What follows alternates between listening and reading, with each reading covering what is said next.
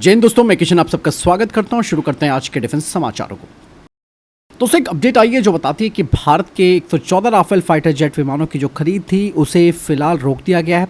बाकायदा रक्षा मंत्रालय ने इंडियन एयरफोर्स के ऑफर यानी कि स्टेटमेंट ऑफ केस को इनकम्प्लीट बताते हुए इस पर फ्रांसीसी कंपनी दासो के साथ और ज्यादा चर्चा करने की जरूरत बताई है। और दासो कंपनी वही है जो पहले भारत को 36 राफेल फाइटर जेट दे चुकी है और नौसेना के लिए भी वे विमान बनाएंगे।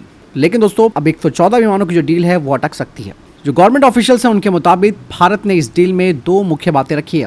पहला, ज्यादातर फाइटर जेट्स भारत में बनने चाहिए, यानी कि कुछ विमान फ्लाईवे कंडीशन में भारत आ सकते हैं लेकिन अधिकतर का निर्माण भारत में होना चाहिए। इसके लिए दासो को भारत में एक फैक्ट्री लगानी होगी, संभवतः किसी भारतीय साझेदार के साथ। दूसरा यहाँ पर पॉइंट है इंडिजिनियस कंटेंट, जो 10 से 15% नहीं बल्कि 70 से 75% तक होना चाहिए।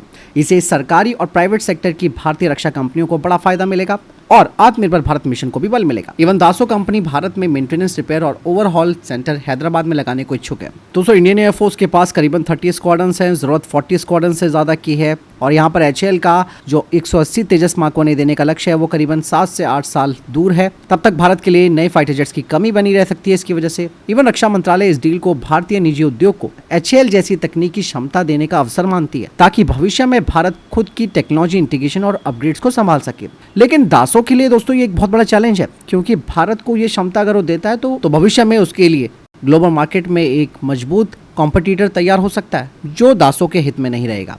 इससे बातचीत दोस्तों और लंबी और कॉम्प्लेक्स बनती जा रही है। दरअसल दो परमाणु सशस्त्र पड़ोसियों से घिरे भारत के लिए केवल 30 स्क्वाड्रन्स रखना जोखिम भरा है। और इवन हम एयरक्राफ्ट को इंपोर्ट भी करते हैं तो उन्हें आने में कम से कम 5 साल लगेंगे। और हमारे खुद के अपने प्रोग्राम भी थोड़े लेट चल रहे हैं। और AMCA प्रोग्राम में भी जो देरी हुई है उसकी वजह से स्थिति और ज्यादा कठिन बन सकती है। अब भारतीय वायुसेना के सामने एक बड़ा सवाल है, या तो तेजी से नए एयरक्राफ्ट हासिल करें या आत्मनिर्भरता की दिशा में धीरे धीरे एक स्थायी कदम बढ़ाएं। ये फैसला आने वाले दशकों तक भारत की वायु शक्ति को तय करेगा। ऐसे कॉम्प्लेक्स सिचुएशन में दोस्तों आपको क्या लगता है? क्योंकि दोस्तों यहाँ पर एक तरीके से आप ये समझिए कि 114 फाइटर जेट्स की डील रुक सकती है, जिसके पीछे कई सारे कारण हैं। इवन सोर्स कोड को लेकर भी यहाँ पर बात डेफिनेटली सामने आई होगी, क्योंकि जब दासो को इतनी बड़ी दिक्कत हो रही है कि वो अगर भारत को 75% टेक्नोलॉजी देगा तो उसके लिए खुद कॉम्पिटिटर भारत बन सकता है। ये उसके फायदे में नहीं है। तो हर कंपनी तो अपना फायदा और नुकसान दोनों देखती है। फिलहाल यहाँ पर इस सिचुएशन से कैसे निपटा जा सकता है? हालांकि यहाँ पर सबसे अच्छा ऑप्शन है Su-57 फाइटर जेट का, जो कि भारत को पूरा TOT भी दे रहा है, भारत में बनाने के लिए भी तैयार है। और इवन दोस्तों यहाँ पर सबसे बड़ी बात यह है कि इस फाइटर जेट्स के भी राइट्स भारत के पास होंगे, ताकि भारत इसे आगे एक्सपोर्ट भी कर सकता है। तो रशिया जैसा दोस्त फ्रांस नहीं बन सकता, ये आप मान के चलिए। लेकिन ये एक तरीके से अपॉर्चुनिटी है कि भारत को अपने खुद के घरेलू प्रोजेक्ट्स पर फोकस तो करना ही चाहिए। और अगर बात आती भी है दासो के साथ किसी भी तरीके की डील कैंसिल करने को लेकर, तो भारत के पास Su-57 फाइटर जेट मौजूद रहेगा, जो कि 5th जनरेशन का फाइटर जेट है। फिलहाल दोस्तों, इस कश्मकश की स्थिति में आपको क्या लगता है? अपने विचार जरूर कमेंट सेक्शन में लिख के बताइएगा।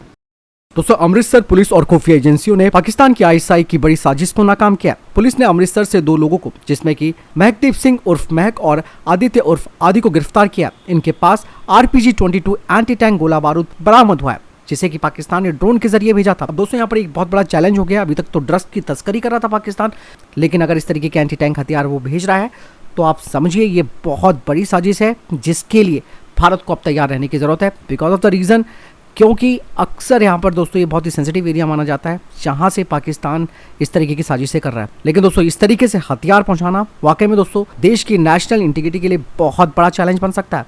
इसीलिए इस पर एक बड़ा एक्शन होना चाहिए, ताकि इस तरीके की हरकत दोबारा ना हो। फिलहाल आपको क्या लगता है? कमेंट सेक्शन में लिखकर जरूर बताइएगा।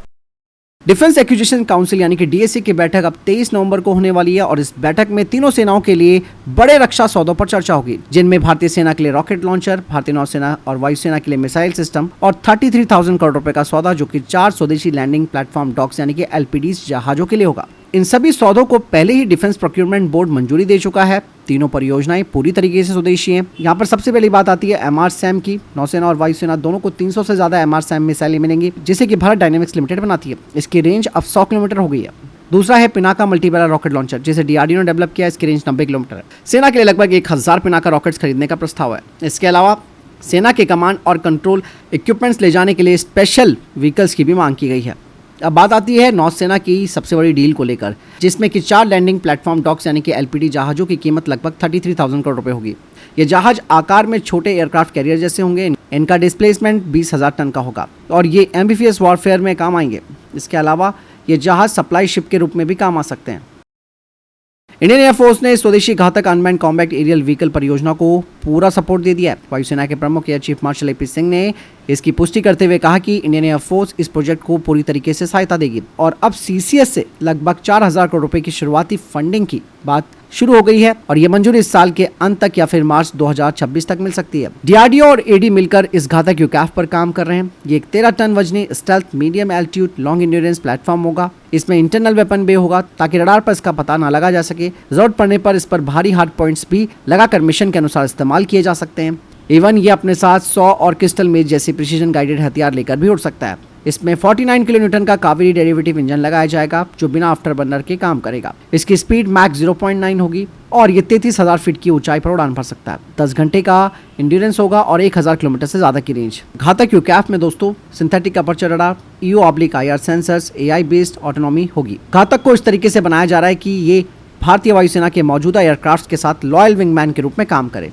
डीआरडीओ को शुरुआती तौर पर 4 प्रोटोटाइप बनाने के लिए 4,000 करोड़ रुपए की जरूरत है। हालांकि इसकी कुल लागत $1 बिलियन से अधिक हो सकती है और इसका प्रोडक्शन 2030 से पहले शुरू करने का लक्ष्य रखा गया है। इंडियन एयरफोर्स कम से कम 150 घातक ड्रोन्स अपने बेड़े में शामिल करने की योजना बना रही है। इनकी कीमत तेजस मार्क 1 से 40 से 50% कम होगी। इस प्रोजेक्ट में 70% से अधिक हिस्से भारतीय उद्योग से आएंगे। HAL एयरफ्रेम का इंटीग्रेशन संभालेगा। टाटा और अडानी डिफेंस जैसे निजी क्षेत्र के साझेदार सब सिस्टम्स बनाएंगे और हाल ही में एडीए ने सिमुलेशन और विंड टनल परीक्षणों में घातक के फ्लाइंग विंग डिजाइन के स्टेल्थ परफॉर्मेंस को भी दिखाया था, जो कि अमेरिकी X-47B जैसी कैटेगरी का माना जा रहा है।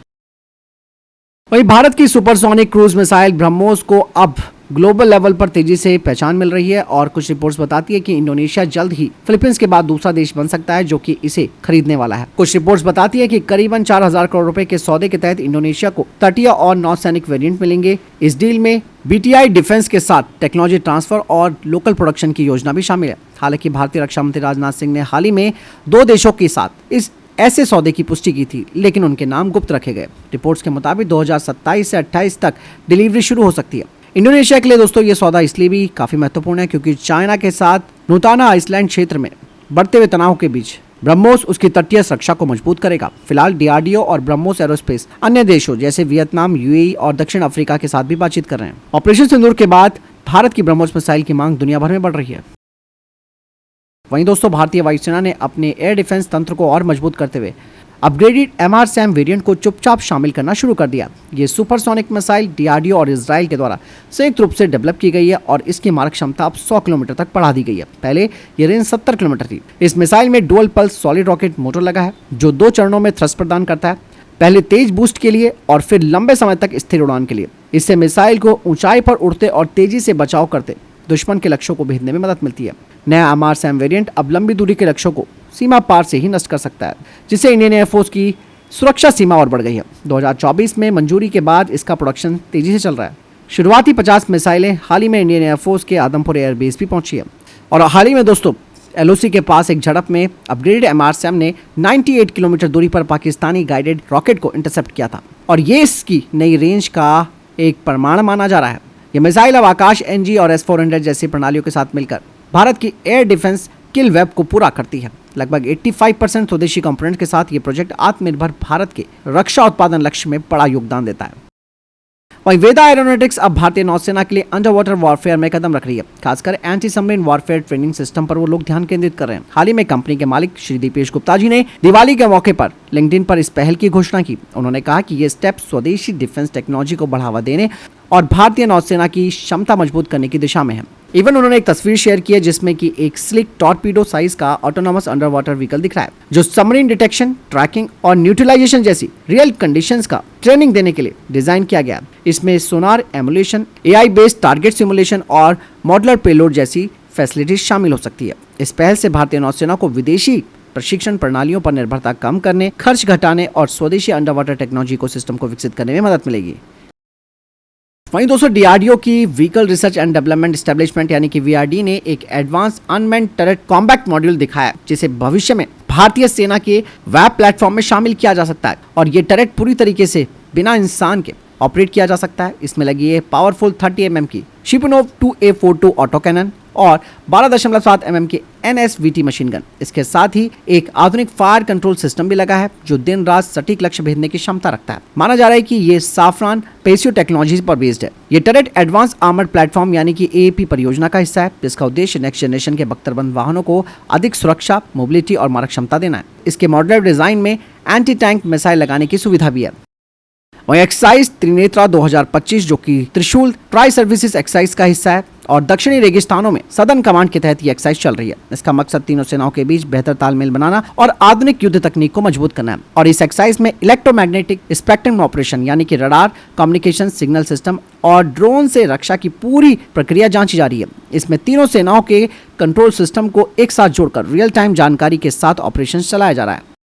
वहीं दोस्तों चाइना के एक बड़ा यूकैफ GJ-X हाल ही में देखा गया और इस यूकैफ के नीचे वाले हिस्से पर खास तरीके की पेंट की कोटिंग की गई है जिसे कि काउंटर शोडिंग कहा जाता है। इसका उद्देश्य ऊंचाई पर उड़ते समय एयरक्राफ्ट के आकार को पहचानना मुश्किल बनाना है। दोस्तों पाकिस्तान ने ऑपरेशन सिंदूर में चाइनीज एयर डिफेंस सिस्टम का इस्तेमाल किया था, लेकिन उनके पास ब्रह्मोस का कोई जवाब नहीं था। ऐसे में दोस्तों दुनिया में अभी भी कोई ऐसा एयर डिफेंस सिस्टम नहीं है, चाहे वो इजरायली हो या फिर अमेरिका, जो कि ब्रह्मोस को इंटरसेप्ट कर सके। द टाइम्स ऑफ इंडिया की रिपोर्ट के मुताबिक DRDO और ब्रह्मोस एरोस्पेस ने जैसे ही 800 किलोमीटर रेंज वाली high supersonic BrahMos supersonic cruise missile के परीक्षण को फाइनल करने की बात कही है, जो कि ब्रह्मोस का नया वेरिएंट होगा और अगले 2 सालों के अंदर ऑपरेशनल हो जाएगा। ऐसे में दोस्तों अगर भारत ऑपरेशन सिंदूर 2 शुरू करता है तो पाकिस्तान की क्या गति हो सकती है आप समझ सकते हैं। इवन दोस्तों रिपोर्ट में कहा गया है कि 800 किलोमीटर रेंज वाली ब्रह्मोस अपने इंजन मॉडिफिकेशन के लिहाज से करीब तैयार हो चुकी है और इसके अब कुछ टेस्ट जैसे कि इनिशियल नेविगेशन सिस्टम और ग्लोबल सैटेलाइट नेविगेशन सिस्टम के इंटीग्रेशन की सटीकता और जैम रेजिस्टेंस क्षमता को परखने के लिए किए जाने बाकी हैं। बाकायदा इस मिसाइल के रामजेट इंजन की परफॉर्मेंस को ऑप्टिमाइज करना और कंपोजिट मटेरियल का इस्तेमाल करके इसके वेट को घटाया जाना है। हालांकि मिसाइल के बाहरी स्ट्रक्चर और वजन में कुछ बदलाव नहीं किया जाएगा ताकि इसे मौजूदा लॉन्च प्लेटफॉर्म से फायर किया जाना आसान बना रहे। फिलहाल ये थे अब तक के टॉप डिफेंस अपडेट्स। वीडियो के सामने कोई प्रश्न जवाब है, आपका कोई सवाल है कमेंट सेक्शन में लिखकर जरूर पूछेगा। वीडियो को लाइक और शेयर कीजिएगा। जय हिंद, वंदे मातरम।